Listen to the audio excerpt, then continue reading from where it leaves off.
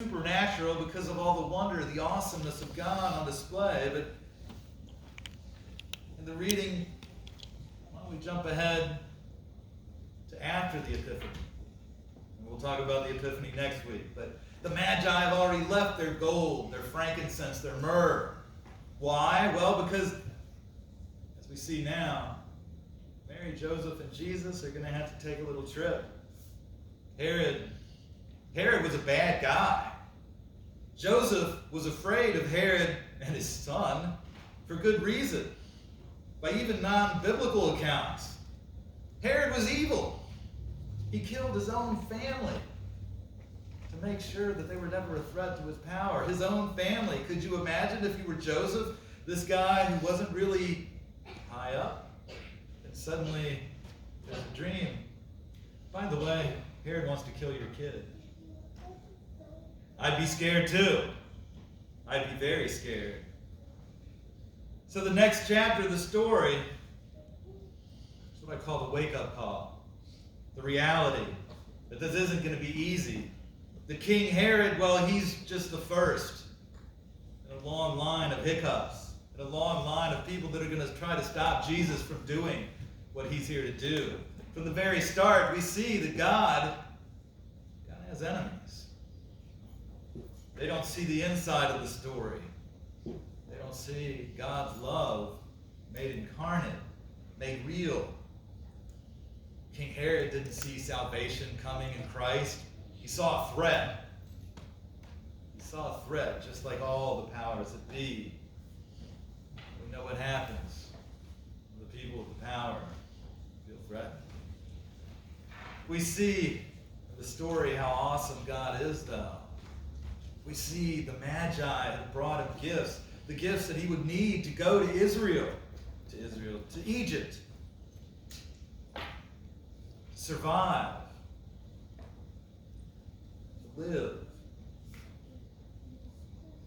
And we don't really realize the miraculousness of this moment. And I'll talk about it next week a little more, but think about it. God spoke to Magi who weren't even believers in God.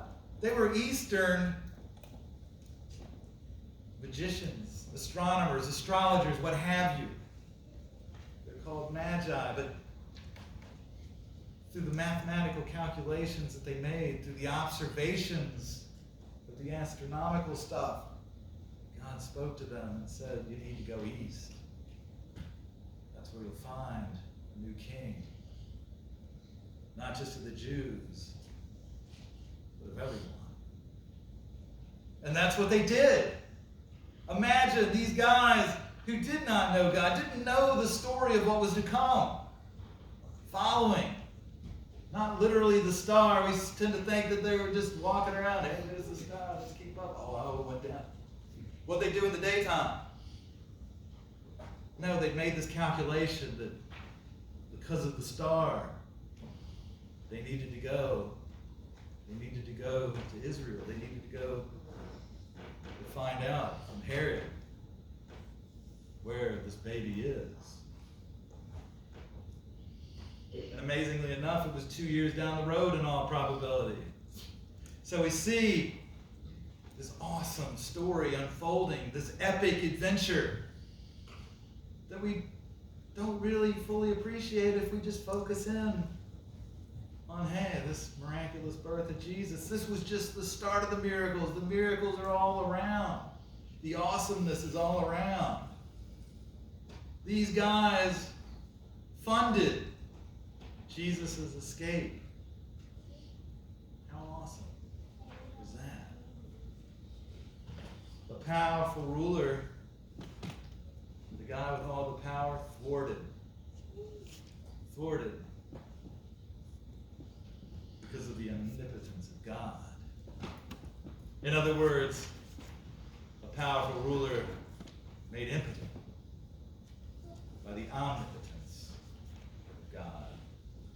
And Jenny yesterday, or no, that was probably a couple of days ago now, was showing me a YouTube video of a guy who travels the world in the Philippines. He was like You won't believe how friendly these people are. Watch this. So he walks up to a food stand and says, I forgot my wallet. Can I have some food? I'm kind of hungry. And he wasn't even looking all starved, disheveled.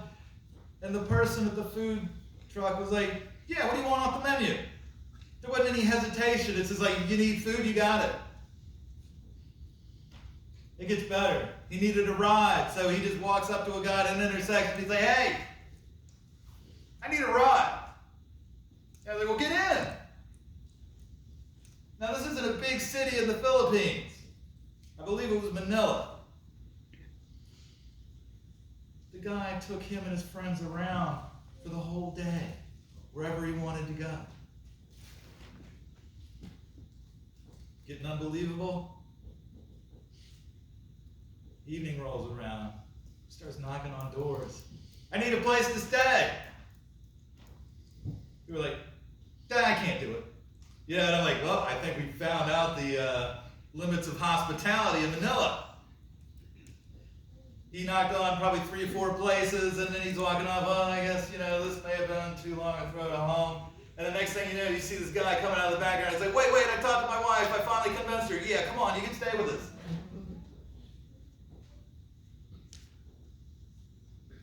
You see, God leads his people to help his people. We see God working, weaving this rich tapestry of miraculous happenings. And as I say, miracles aren't supernatural. They're natural for God. He's always working in our lives, doing this stuff. And it's not just the Philippines. Every country that I've been in is full of wonderful people, even the ones that I kind of had some not so wonderful people at times. But still, everywhere I've ever been, God's hospitality is there. The people are doing what he asks them to do. It's all because of Jesus, that little baby. He's intimately involved in our stories, even if we can't see it. I mean, we just, when we look at this, if we just see a poor couple, Mary and Joseph, having this baby in poverty and growing up in poverty, not even middle class, we simply see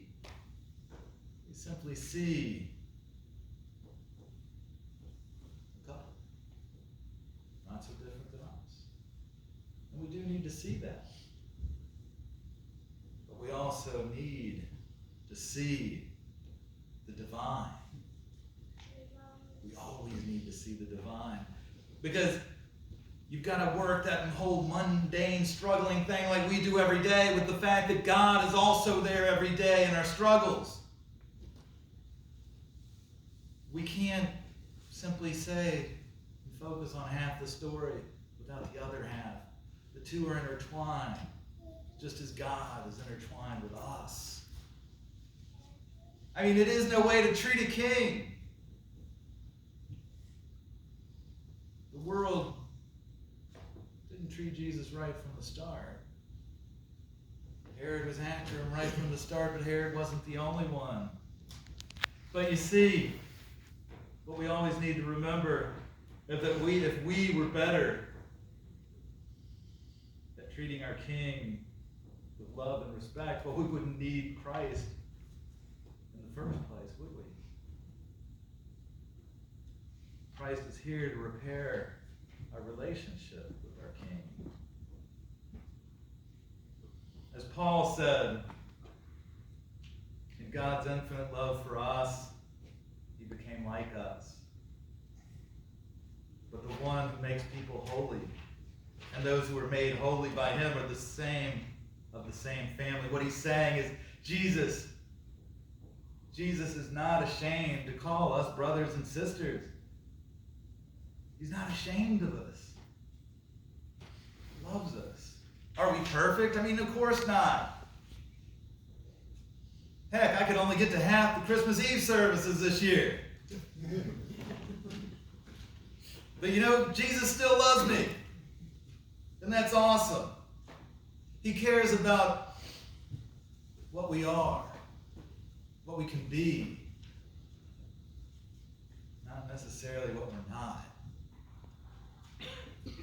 Because we all know somebody's always going to find fault with us. But Christ doesn't. Christ may see room for improvement needed, but he's willing to die for each one of us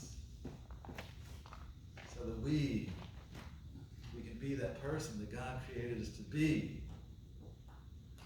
You see, Christ knows we have to struggle with all of life's up and downs. He knows that we're going to be tempted.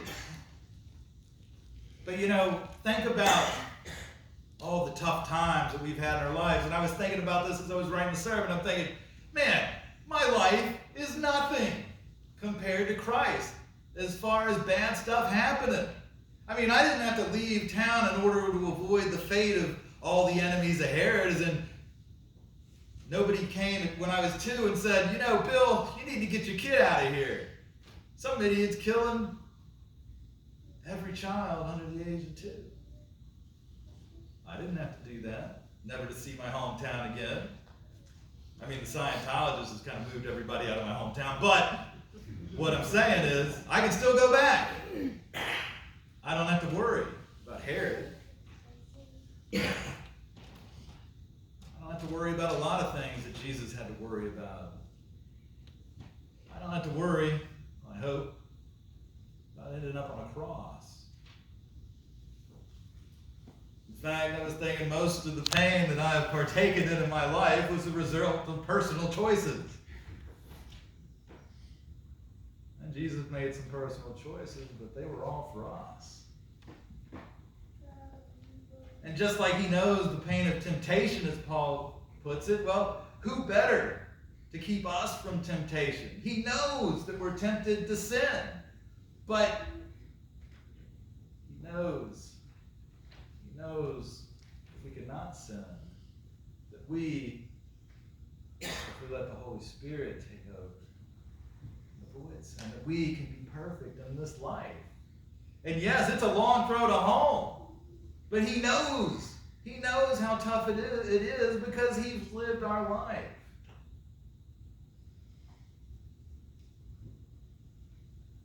If we can't seem to understand why we have all this struggling, all this pain and misfortune, well, we can't understand the answer to all of it. And that's Jesus. God went to a lot of trouble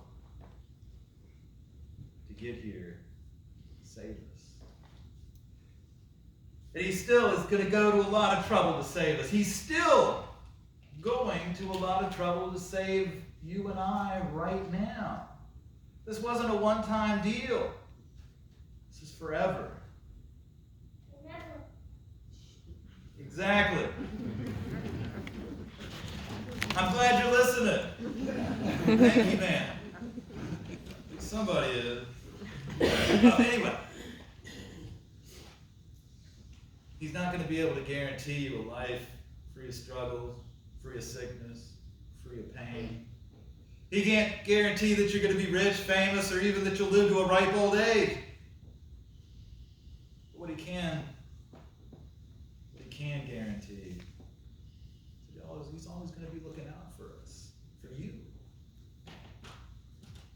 He can guarantee to make you better than you think you could ever be. He can guarantee you eternal life by simply allowing him to be king of your life. And he's going to be a great king in your life. You have a choice. That's the great thing about being a Christian. You always have the choice. You can choose another king. You can go for King Herod. Wouldn't suggest it. If he gets mad at you, you're dead. You could go and make yourself king. But that's kind of like representing yourself in court. We don't know what they say about lawyers who represent themselves. We could follow a multitude of false gods. It's all up on the table because we have the freedom that God gave us. He wants disciples and not slaves. He traveled a long way on a rough road to get us here today. And that's no way to treat the king.